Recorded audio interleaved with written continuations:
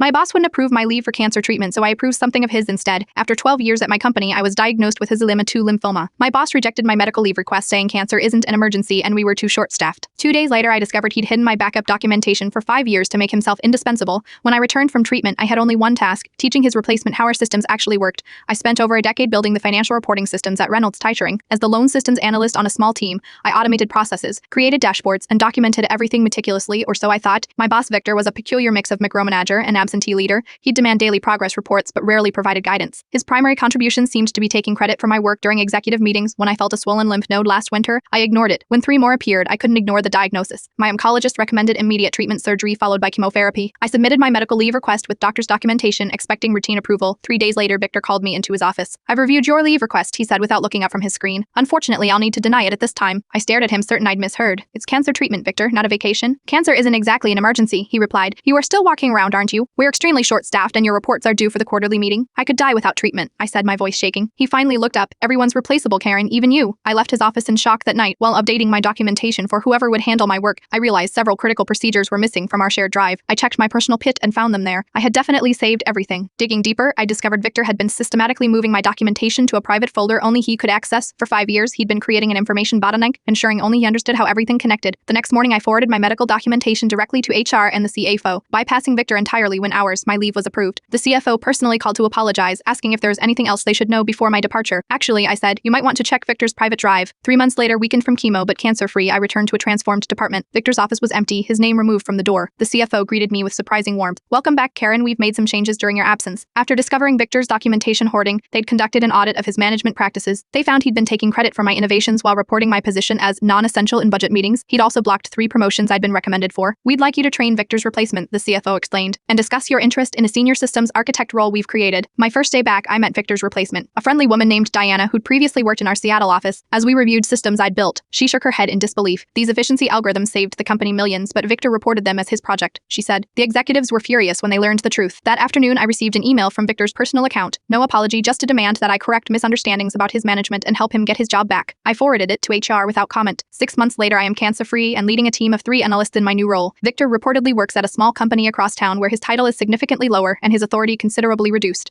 Sometimes the most aggressive cancers aren't the ones in your lymph nodes. Sometimes they sit across from you in management meetings, stealing your work and blocking your treatment. And sometimes the most satisfying treatment is simply exposing them to the light.